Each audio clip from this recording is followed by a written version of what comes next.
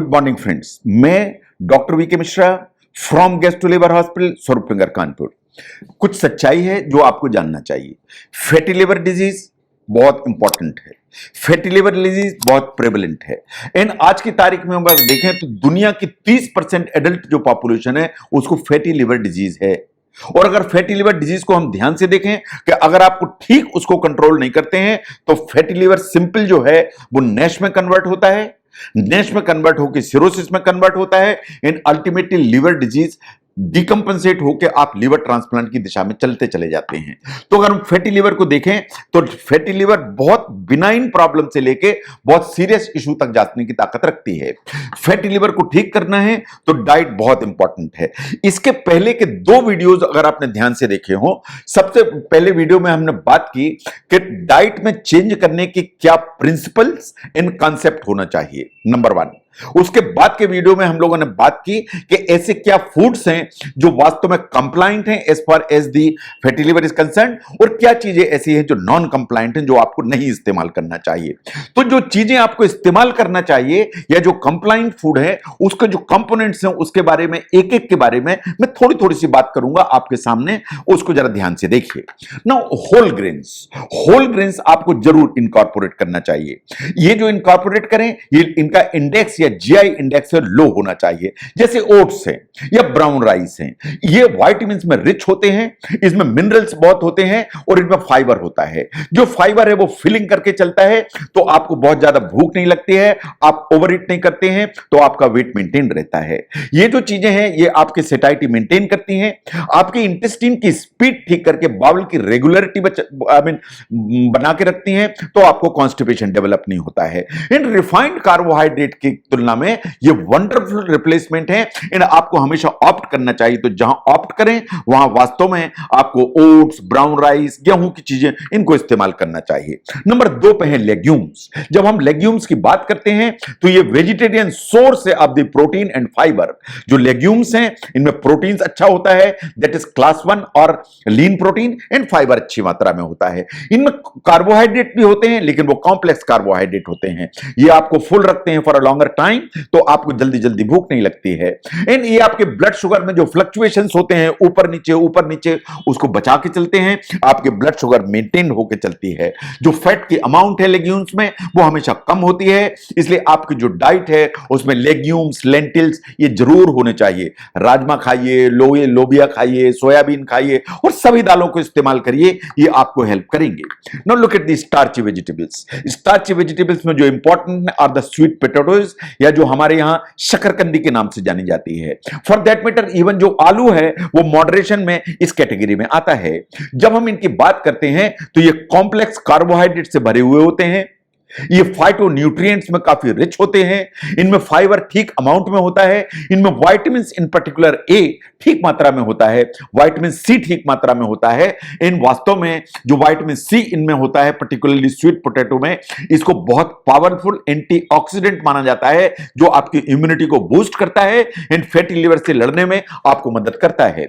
जब हम non starchy vegetables की बात करते हैं तो ये वास्तव में इनमें फाइबर ज्यादा मात्रा में होता है तो आपके पेट को फुल रखते हैं। इनमें कैलोरीज की अमाउंट कम होती है तो आप इन्हें खाते भी हैं लेकिन आप वेट गेन नहीं करते हैं। तो जो नॉन स्टार्ची जो वेजिटेबल्स हैं ये वास्तव में आपके हर खाने में होने ही चाहिए। This is very important. अगर आप ध्यान से देखें तो जो ब्रोकली है वो इसी कैटेगरी में आती है, जो पालक है, केल है वो इसी कैटेगरी में आता है, जो अनियंस हैं, पेपर्स हैं वो इस कैटेगरी में आते हैं, जो मशरूम्स हैं, जो गाजर है, टमाटर है, गोभी है वो इसी कैटेगरी में आते हैं। तो जो नॉन स्टार्ची वेजिटेबल्स हैं उसे आपको हर खाने में जरूर इंक्लूड करना चाहिए। Now look at the nuts and seeds. जैसा मैंने पहले भी बात की कि जो नट्स और सीड्स हैं उसमें ओमेगा 3 की अमाउंट काफी अच्छी होती है। जैसे अखरोट है, ये बात सही है कि बहुत सारी स्टडीज ने बोला कि आप इन मॉडरेट अमाउंट अगर इस्तेमाल करते हैं तो ये आपके ट्राइग्लिसराइड को कंट्रोल करता है, लेवल पे रखता है। ये आपकी जो लिपिड प्रोफाइल है इसको प्रिजर्व करने की ताकत रखता है। जितने भी ओमेगा 3 हैं ये वास्तव में आपकी बॉडी में इन्फ्लेमेशन के लेवल को कम करते हैं, तो इसलिए रा अनसाल्टेड जो नट्स हैं उनको इस्तेमाल करना चाहिए। आप बादाम खाइए, आप अखरोट खाइए, आप काजू खाइए, आप पिस्ता खाइए, लेकिन इसको अगर आपने तल के खाया तो सब पूरा जो पर्पस है वो डिफीट हो जाता है। आपने इसमें बहुत सारा नमक मिला के खाया, पर्पस डिफीट हो जाता है। तो इनको रॉ खाइए, अनसाल्टेड खाइए और इसका बेनिफिट उठाइए ताकि फैटी लिवर से छुटकारा पाया जा सके। Now look at the lean proteins. जो प्रोटीन है वो इंपॉर्टेंट है मसल के लिए, लेकिन जो प्रोटीन है जब आप खाते हैं तो आपका जो पेट है वो काफी लंबे समय तक भरा रहता है, तो आपको अननेसेसरी भूख नहीं लगती एंड आप ओवर ईट नहीं करते। लेकिन in comparison to high fat protein आपको ध्यान रखना है कि ये लीन प्रोटीन है जो आपको इस्तेमाल करना है, क्योंकि लीन प्रोटीन है वही कैलोरी में भी कम होता है, इसमें सैचुरेटेड फैट नहीं होता है, इन आपके वेट लॉस में ये आपको हेल्प करता है। तो इसलिए स्किनलेस जो चिकन है उसको बेस्ट ऑप्शन माना जाता है as far as the lean protein is concern. No, जहां तक योगर्ट का सवाल है या केफिर का सवाल है, इसको आपको इस्तेमाल करना चाहिए। देखिए, इसको लो फैट योगर्ट पे ध्यान देने की जरूरत है, क्योंकि अगर हाई फैट अगर योगर्ट लेंगे तो उसमें अननेसेसरी आपको इतना सैचुरेटेड फैट जाएगा। नो, जो लो फैट जो योगर्ट है, इसमें आपको कैल्शियम की अमाउंट ठीक मिलती है, विटामिन डी आपको ठीक मिलता है, आपको अच्छे अमाउंट में प्रोबायोटिक्स मिलते हैं, बैक्टीरिया मिलते हैं जो हेल्दी हैं आपकी इंटेस्टाइन के लिए। इसलिए low fat dairy is the good option जो आपको ऑप्ट करना चाहिए। बहुत सारी स्टडीज ने ऐसा बोला कि जो हमारी इंटेस्टाइन के अंदर जो डिसबायोसिस होती है या जो बैक्टीरिया इम्बैलेंस हो जाते हैं वो भी शायद फैटी लिवर के लिए जिम्मेदार होते हैं। तो अगर आप लो फैट योगर्ट इस्तेमाल करते हैं तो गुड बैक्टीरिया आपकी इंटेस्टाइन को मिलती है और आपकी इंटेस्टाइन की जो पॉपुलेशन है वो बेटर होती है बैक्टीरिया की, तो जो फैटी लिवर है उसको रिवर्ट होने में हमेशा आपको हेल्प मिलती है। फ्रूट्स जरूर इस्तेमाल होना चाहिए। जो फ्रूट्स हैं उनमें पर्टिकुलरली जैसे बेरीज हैं, कीवीज है, ऑरेंजेस हैं, लेमन्स हैं, दे आर द वंस जो आपको यूटिलाइज करना चाहिए।